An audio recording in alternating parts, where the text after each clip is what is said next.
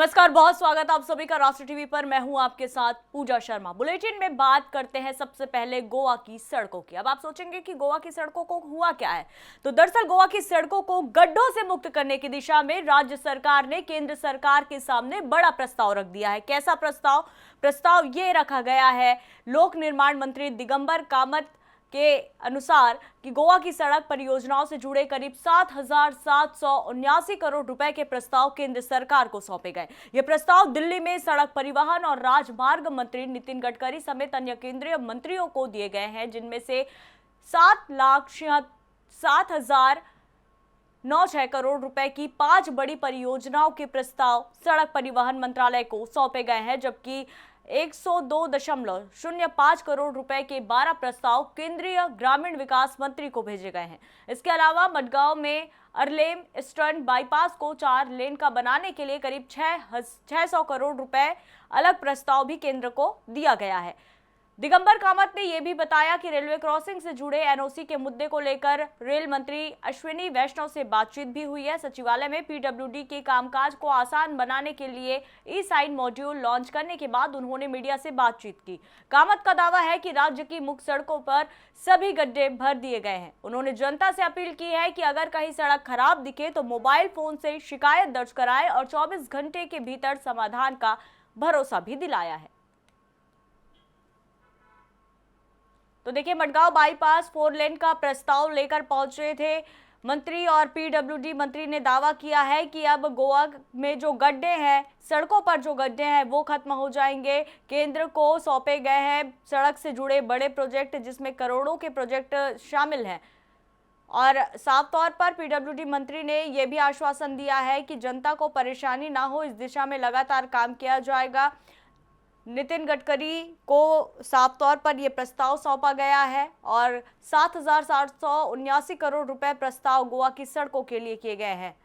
तो वाकई कहीं ना कहीं गोवा वासियों के लिए बड़ी और राहत की खबर भी है, लेकिन कहां तक इस बात को लेकर धरातल तक स्थिति स्पष्ट हो चुकी है, ये भी जान लेते हैं। और इस पर जानकारी देने के लिए सहयोगी विनायक सावंत हमारे साथ जुड़े हैं।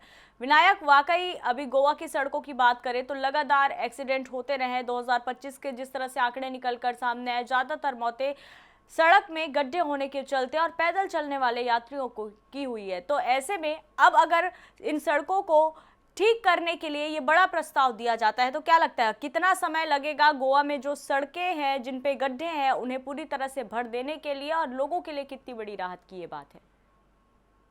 देखिए पूजा जी, जैसे कि दिगंबर कामत जी ने कहा है कि गोवा के रास्तों में अभी गड्ढे नहीं है, तो ये बात पूरी तरीके से सच नहीं है, क्योंकि कुछ पूरी तरीके से गड्ढे निकालना मुमकिन नहीं है। रास्तों पे कहीं ना कहीं गड्ढे होंगे। अब अगर आप गांव एरिया में जाओ तो वहां पे भी सड़कों पे गड्ढे दिखाई देंगे। अभी भी कहीं कहीं पीडब्ल्यूडी का वर्क चालू है या कुछ काम चालू है, तो गड्ढे तो दिखाई देंगे। ऐसा नहीं है कि पूरी तरीके से गड्ढे निकाले गए हैं, लेकिन हाँ बहुत अच्छी तरीके से अभी रोड जो है वो देखने को मिल रहे हैं।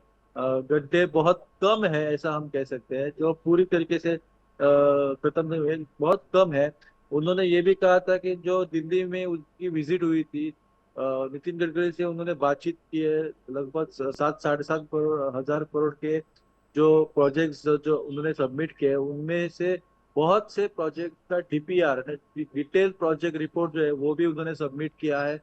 जो उन्होंने एक अहम प्रोजेक्ट का जो मेंशन किया, वो मडगांव आरलेन का ईस्टर्न बाईपास है, वो 4 लेन करने का भी उसमें प्रोजेक्ट शामिल है। उसका भी डीपीआर उन्होंने दिया है। तो ये प्रोजेक्ट हमें जल्द से जल्द गोवा में देखने को मिलेंगे। लेकिन अभी रास्तों की हालत देखे तो रास्तों की हालत उतनी भी अच्छी नहीं है जितना मंत्री बता रहे हैं। गड्ढे तो रास्तों पे है, बहुत से रास्तों का काम अभी भी चालू है। गड्ढों को भरना चालू है।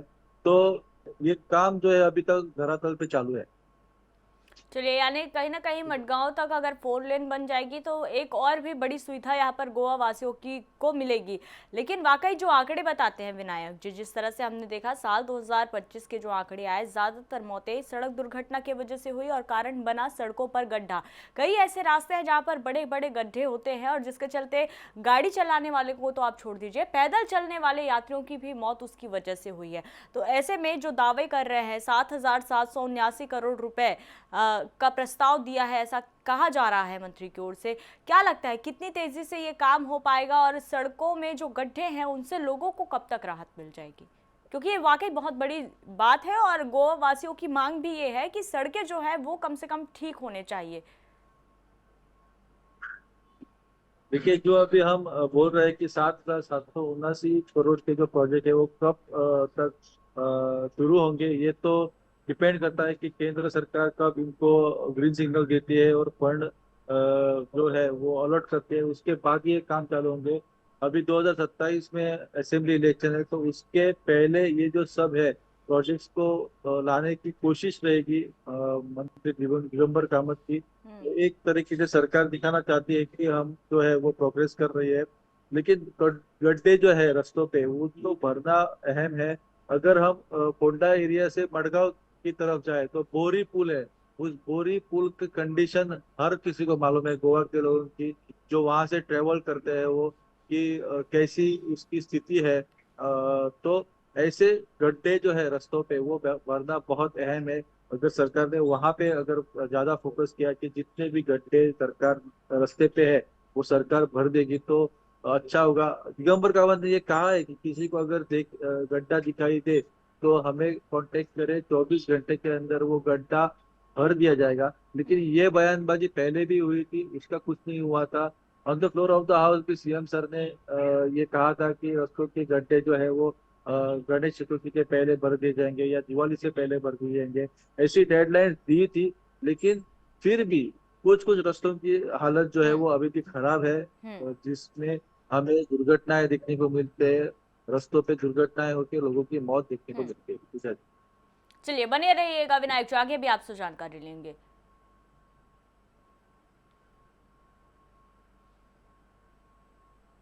गोवा के चिंबेल इलाके में अवैध बोरवेल को लेकर बॉम्बे हाई कोर्ट की गोवा बेंच ने सख्त रुख अपनाया है। कोर्ट ने बिना अनुमति बोरवेल खोदने और अवैध तरीके से भूजल निकालने के मामले में संबंधित अथॉरिटी से स्पष्ट टाइमलाइन मांगी है।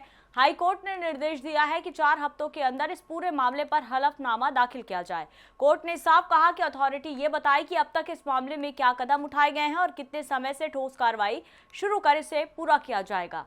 ये मामला एक जनहित याचिका के जरिए सामने आया, जिसमें इलाके में बड़े पैमाने पर अवैध बोरवेल और भूजल दोहन का आरोप लगाया गया है। याचिकाकर्ता एना ग्रेसियास का कहना है कि इलाके में करीब 70 बिना इजाजत बोरवेल मौजूद हैं, लेकिन जिम्मेदार वैधानिक संस्थाएं अब तक प्रभावी कार्रवाई करने में नाकाम रही हैं। इससे स्थानीय लोगों के पानी के स्रोत खतरे में पड़ गए हैं। सरकार की ओर से पेश वकील ने कोर्ट में बताया कि संबंधित अथॉरिटी के कारण बताओ नोटिस जारी कर दिए गए हैं और जल्द ठोस कार्रवाई की जाएगी। वहीं कोर्ट ने यह भी पाया कि पंचायत सचिव और सरपंच को नोटिस नहीं दिए गए थे। कोर्ट ने निर्देश दिया है कि उन्होंने नोटिस जारी किए जाए और 3 फरवरी तक जवाब दाखिल किए जाए।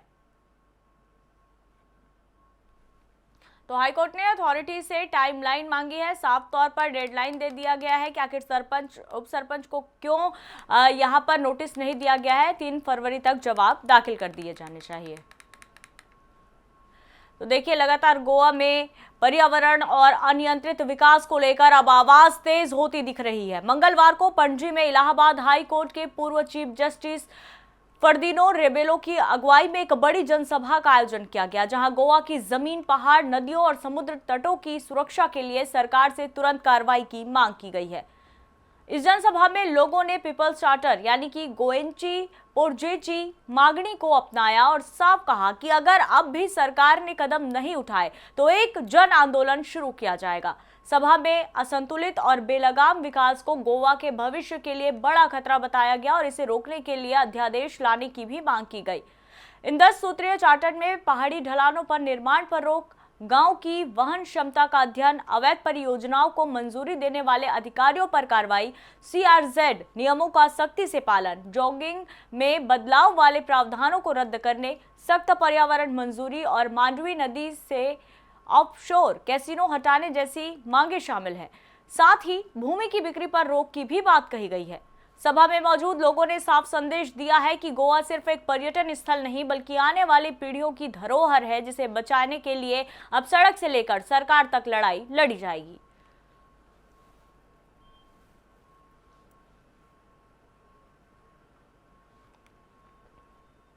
और इस पूरे मामले पर ज्यादा जानकारी देने के लिए हमारे सहयोगी न्यूज रूम से ज्ञानेश्वर जी हमारे साथ जुड़ रहे हैं। ज्ञानेश्वर, देखिए कल देखा हमने कि किस तरह से आवाज बुलंद की गई और साफ तौर पर एक ही मांग पर्यावरण बचाना है और गोवा की धरोहर बचाने को लेकर ये मुहिम छेड़ी गई है। क्या लगता है कितना असर पड़ने वाला है इसका? 10 सूत्रीय मांग भी शामिल है।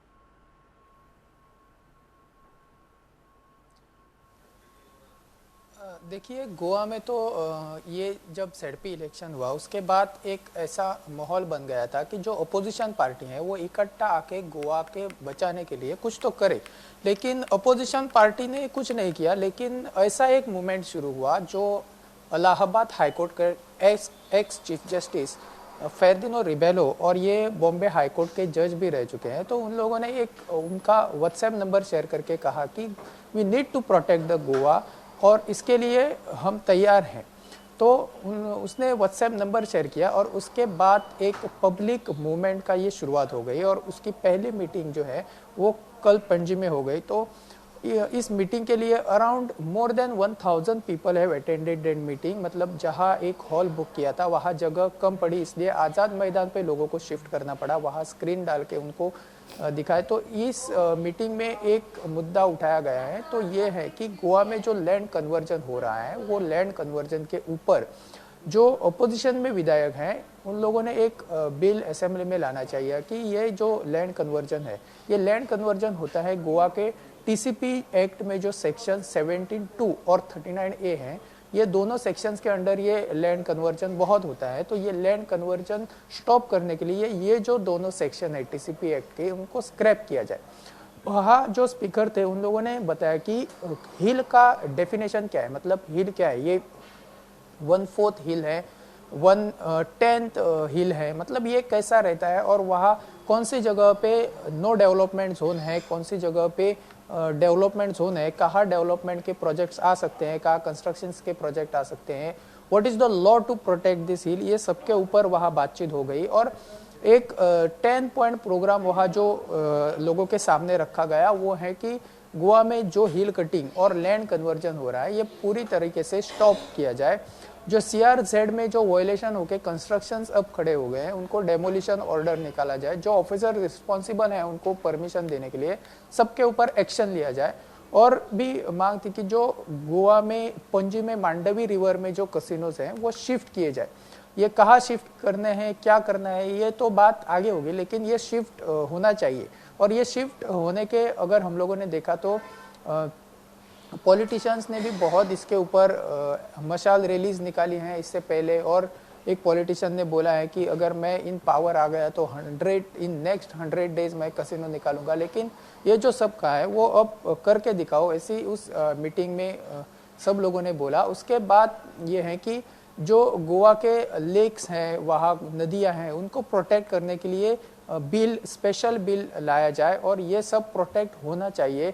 और भी एक मतलब मुद्दा उठाया गया है कि गोवा में जो कंस्ट्रक्शंस हो रहा है गांव में, वो गांव की हर विलेज की कैरिंग कैपेसिटी क्या है वो स्टडी किया जाए। और ये कैरिंग कैपेसिटी कैसे, मतलब कैरिंग कैपेसिटी देख के ही डिसीजन लिया जाए कि कौन सा प्रोजेक्ट आना चाहिए, कौन सा प्रोजेक्ट नहीं आना चाहिए। और जो गांव में जो बिल्डिंग्स आ रहे हैं वो बिल्डिंग्स लोगों के लिए हैं, जनरल पब्लिक के लिए है, वो विलेज के लोगों के लिए है, या और कोई आउटसाइडर जो स्टेट के बाहर से आता है वो खरीदता है। तो इनको कैसे प्रोटेक्ट किया जाए। और भी एक मुद्दा उठाया कि गोवा की जो एग्रीकल्चर लैंड है ये नॉन एग्रीकल्चर पर्पस के लिए यूज होना नहीं चाहिए। इसके रिलेटेड एक बिल भी असेंबली में ऑलरेडी एक लॉ पास हो चुका है, तो इसको और बेहतर करके रखना चाहिए। और भी जो है गोवा के विलेजेस हैं वहाँ मतलब आउटसाइडर्स लोगों को लैंड बेचने के लिए मना किया जाए। वो एसटी वो भी मांग थी कि around 63 villages can be declared as ST villages in the panchayat areas, वैसा तो ये भी मांग थी। तो ये सब वहाँ इस मीटिंग में, इसके बाद एक कमेटी निकाली जाएगी और ये कमेटी फॉलो अप करेगी कि कैसे आगे जाए, तो ये आगे होगा। चलिए, यानी कि ये जो मामला है ये थमने वाला नहीं है और साफ तौर पर पहले ही कह दिया है कि बड़ा जन आंदोलन यहाँ पर किया जाएगा और इससे क्या प्रभाव पड़ता है ये देखना रोचक रहेगा। फिलहाल बने रहिएगा ज्ञानेश्वर जी, आगे भी आपसे जानकारी लेंगे। गोवा के पैरामय गांव में खनन को लेकर तनाव लगातार बना हुआ है। गांव के ग्रामीणों ने पिछले 2 दिनों से सालगावकर माइनिंग कंपनी के खनिज परिवहन को पूरी तरह रोक रखा है। ग्रामीणों का साफ कहना है कि जब तक उनकी मांगे पूरी नहीं होती तब तक खनन से जुड़ा कोई भी ट्रांसपोर्ट शुरू नहीं होने दिया जाएगा। दरअसल ग्रामीणों और खनन कंपनी के बीच 5 अहम मांगों को लेकर विवाद अक्टूबर महीने से चल रहा है। कई बार खनन अधिकारियों के साथ बैठकें हुई लेकिन कोई ठोस नतीजा नहीं निकल पाया। इसी के बाद ग्रामीणों ने सड़क रोको आंदोलन का रास्ता चुना और धरने पर बैठ गए। हालात को संभालने के लिए आज शाम पुलिस की 3 बसें मौके पर पहुंची। माफ कीजिएगा, कल शाम पुलिस की बसें मौके पर पहुंची लेकिन ग्रामीण अपनी मांगों पर डटे रहे। इसके बाद उप जिलाधिकारी, मामलेदार, पुलिस उपाध्यक्ष और पुलिस निरीक्षक की मौजूदगी में खनन अधिकारियों को बुलाकर मौके पर ही बातचीत शुरू की गई। ग्रामीणों की मांग है कि खनन परिवहन में स्थानीय ट्रकों को प्राथमिकता, गांव के युवाओं को रोजगार, लंबित पानी के बिल का भुगतान, मेडिकल सुविधा और कंपनी की कैंटीन का ठेका गांव के व्यक्ति को दिया जाए। करीब 3 घंटे चली बैठक के बाद कंपनी ने सिर्फ एक मांग पर विचार करने की सहमति दी है। बाकी मांगों पर चर्चा के लिए 12 जनवरी को उप जिलाधिकारी कार्यालय में बैठक तय की गई है। ग्रामीणों की ओर से अधिवक्ता अजय प्रभु गांवकर ने साफ चेतावनी दे दी है कि जब तक सभी मांगे पूरी नहीं होती खनन परिवहन बंद रहेगा और दबाव बनाने की कोशिश हुई तो आंदोलन और तेज होगा।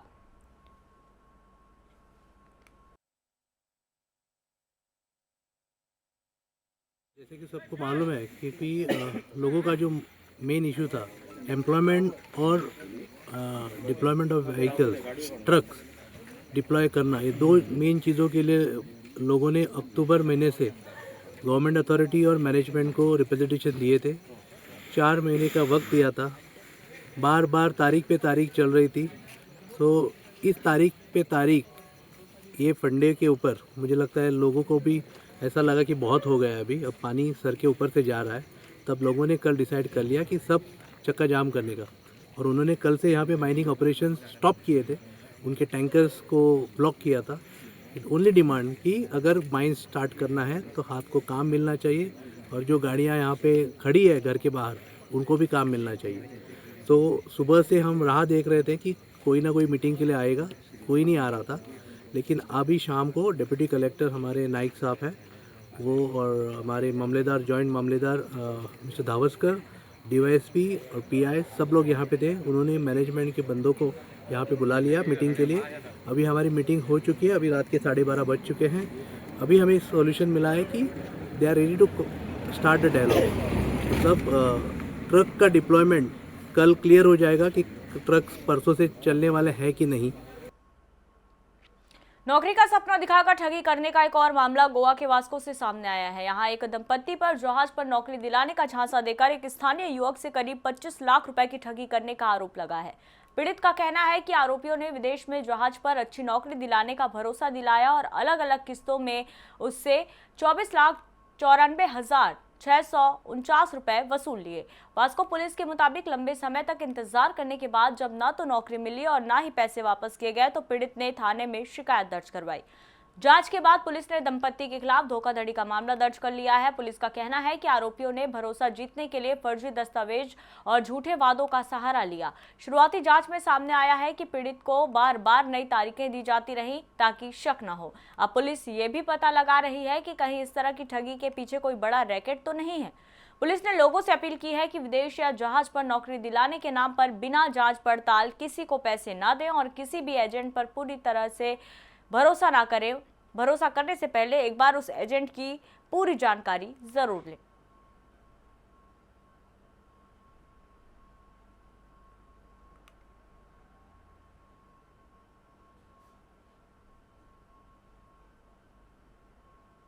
तो देख रहे हैं नौकरी के नाम पर लाखों की ठगी, और ठगी का ये पहला मामला नहीं है। लगातार जो ठग है वो इसी तरह से शिकार ढूंढते हैं और किसी न किसी को, और खास तौर पर जो बेरोजगार युवा है उनको सबसे पहले टारगेट किया जाता है।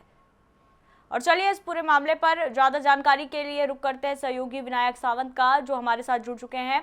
विनायक जी, देखिए ठगी का ये मामला है, खास तौर पर बेरोजगार युवाओं को ज्यादा निशाना बनाया जाता है। आखिर कैसे इस दंपत्ति का भंडाफोड़ हुआ? क्या इस पूरे मामले पे ये ऐसा भी अपडेट है कि ये कोई बड़ा रैकेट पहले से चलता आ रहा हो और ऐसे कई युवा है जो ऐसे ही दंपत्ति के शिकार हुए हों?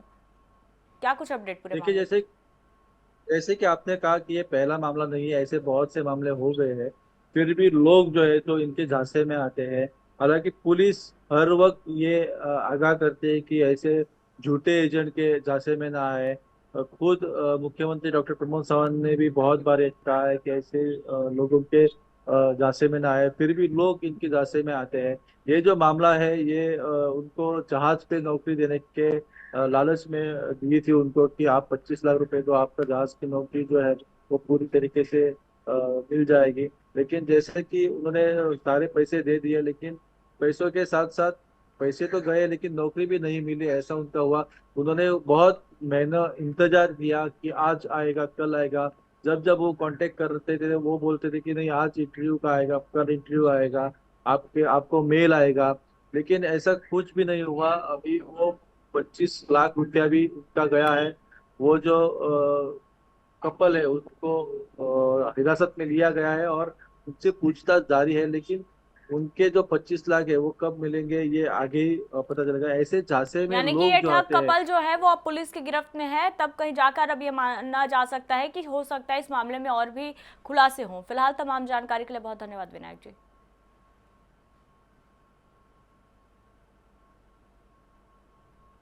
गोवा सरकार ने वरिष्ठ नागरिकों के लिए मुख्यमंत्री देवदर्शन यात्रा योजना के तहत बड़ी घोषणा की है। साल 2025-26 में वेलंकन्नी और अयोध्या के लिए 4 तीर्थ यात्राएं आयोजित की जाएंगी।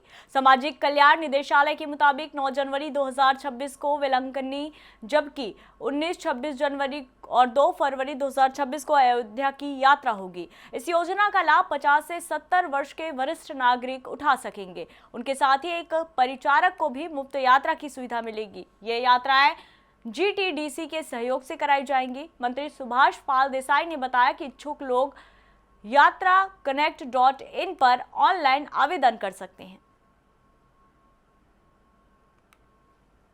9 जनवरी गोवा सरकार की तरफ से मुख्यमंत्री देवदर्शन यात्रा का शुभारंभ। इस साल का पहला जो टूर है, पहली जो पिलग्रिमेज यात्रा है देवदर्शन के लिए जाने वाली, वो जा रही है वालंकनी में, जहाँ पे क्रिश्चियन लोगों का फेथ रहता है।